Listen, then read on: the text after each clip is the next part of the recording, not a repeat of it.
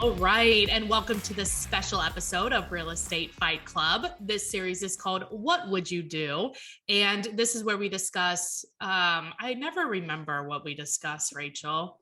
Case violations. Right. Violations of the code of ethics and professional standards cases. It's probably because I think it's so dumb and needs to be revised. So I just like it. And anyway. And that's why I'm here, to keep you in line. Exactly. So we have Rachael Real with us today from Rachael Real Real Estate in Chicago. Well, hey, Rachel. Hi, Jen. How are you? Good. What are we, what code are we discussing today? So today we're going to talk about one that we haven't really touched on, I don't think, as of yet. So this is an interesting one. This will be discussing interfering in a buyer agency agreement. So we all know that as agents, what's that? Assuming that agents get them. Right. This is assuming that obviously agents have them. Now, take into consideration the fact that once you start performing duties for a buyer client, you have an agency relationship, whether or not you put it in writing. So once you start performing activities that rise to the level of agency, you're now in an agency agreement with that client, regardless of whether or not you put it in writing. State license law in Illinois requires that it's in writing also. But I would say there's still a vast majority of agents that don't get these things signed until they're signing a contract. Right. And they have to have it as part of their file. Okay. So today we're going to talk about Article 16, and Article 16 says, realtors shall not engage in any practice or take any action inconsistent with exclusive representation or exclusive brokerage relationship agreements that other realtors have with clients. Okay. So essentially, it's crossing lines, just like listing. Right, exactly, except for on the buy side. So if you have a buyer agency agreement with a client, I can't insert myself into that relationship. So we'll focus a little bit more specifically on Standard of Practice 16-9, which says realtors prior to entering into a representation agreement have an affirmative obligation to make reasonable efforts to determine whether a prospect is subject to a current, valid, exclusive agreement to provide the same type of real estate service. I feel like I know where this is headed. Do you know where this is headed? Right. And you have an affirmative obligation. So let's talk about what that means. An affirmative obligation means that it is on you as the agent to ask the right questions of a prospective buyer client to know whether or not they are in a buyer agency agreement. We all know that buyers and the general public don't necessarily understand how this process works and what's required of agents that are going into, a relationship with a client. That's because what license law is, what code of ethics is. Yeah, but they're not doing a buyer consultation and signing a buyer agreement. If we did that exactly group, there would be less confusion. 110%. I absolutely agree. So we've got a bit of a scenario here. Now, this one did not go to a hearing. However, this is a scenario that is a real life scenario. Then we can kind of discuss what you think, the correct, method of handling this would have been. Okay. So consider this. Agent A has an exclusive buyer agency agreement with buyer B. Agent A has shown several homes to buyer B, who goes under contract on a home. After inspection, the buyer cancels that contract due to inspection findings. Agent A continues looking for homes for buyer B. Okay. The same evening, buyer B meets Agent X at a social gathering held by a mutual friend. Agent X and buyer B converse, where buyer B tells Agent X he's in the market for a home. Agent X tells buyer B about a property in the neighborhood she thinks buyer B would like and offers to show it to buyer B. Buyer B agrees, and Agent X shows the property to buyer B, who writes an offer on the property that night and ultimately goes under contract. Okay. When Agent A reaches out to buyer B with some new listings she feels might be of interest to buyer B, he proceeds to advise Agent A he's now under contract for a property priced well above the budget buyer B set for Agent A with Agent X.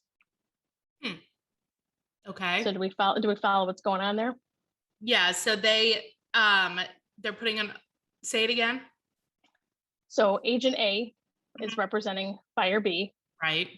They go under contract for a property. That property has an inspection. It happens to fall through because of the findings of the inspection. Right. Very shortly thereafter, buyer B is at a social gathering with another agent who says, hey, I think there's this property, once they kind of find out that buyer's in the market for a property, have a conversation and say, hey, there's this really nice home down the street. Do you want to go take a look at it? Mm-hmm. Buyer B says, sure, why not? Let's go. Mm-hmm. Buyer B looks at the property. Agent X writes an offer for that property, and they subsequently go under contract. Okay. So that's where that's the scenario that we're going to discuss here. So we're going to consider what is Agent A's recourse, and what could Agent X have done better to handle the situation.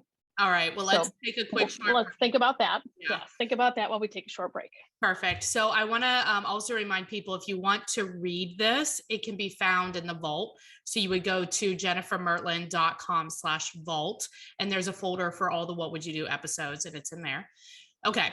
So, and then two of our partners that I want to tell you about. The first one is my coach, Coach John Kitchens. He's the best coach. So if you are a type of person that's like looking for accountability, want to streamline some of your processes so that you can grow either as an independent agent, maybe grow a team, I would encourage you to do a quick 30-minute consult with him. And it is actually free. So you would go to callcoachkitchens.com and then enter in Fight Club to get that free.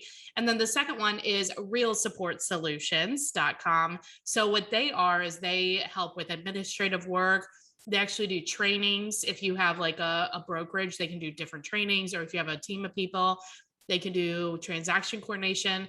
So if you go to realsupportsolutions.com, enter Fight Club, then you'll get $100 off either your first transaction, or you'll get 3 free hours of training. Cool. There's my page. Excellent. I know, they're the best. All right. So here's how I see also things happen. Okay. Agent is holding an open house. Mm-hmm. People come to the open house, and agents will say like, are you working with an agent? And the buyers will be, or the potential buyers be like, yes, right? I think that there's questions that you can ask. I think like in this meeting that they had, or not, they didn't have a meeting, but in meeting, like at the social event, I think as an agent, step one, you have got to please schedule a buyer consult. Yes. 110%. Every time, 100% of the time. Right. Because if you were ever to go to a hearing or an arbitration over commission dispute in a situation like this, the fact that your process for every single client involves a buyer consultation where you discuss these things is going to be huge. Exactly. And so assuming that agent A has had a consultation with buyer B and that they have discussed this buyer agency agreement, obviously they have an exclusive buyer agency agreement in writing. What do you feel? Do you feel that agent A has any recourse here? They do have an agreement in writing. Their agent A has an exclusive buyer agency agreement with buyer B. Well, then, yeah, I mean, then they do. I mean, even if like, so I guess like where I was going with it before, like I wouldn't advise being like with, oh, are you working with an agent? Because an automatic response is going to be yes, but like, well, and it's a yes or no question. Yeah. So I think when you're talking about an affirmative obligation to discover whether or not a client has an existing relationship, there are better questions to ask, as in, have you seen any homes? Yeah. What homes? Okay, great. What homes have you seen? Did you see them on an open house? I mean, we kind of have to use a little bit of an investigative technique here, for lack of a better word, because the clients, the prospective buyers coming through the open house or at a party or whatever it might be, don't understand the reasoning behind us asking those questions, and that we can find ourselves in a really crummy situation and in a disagreement with another agent over commission when we really don't want to make the client the part of that conversation. Right. And sometimes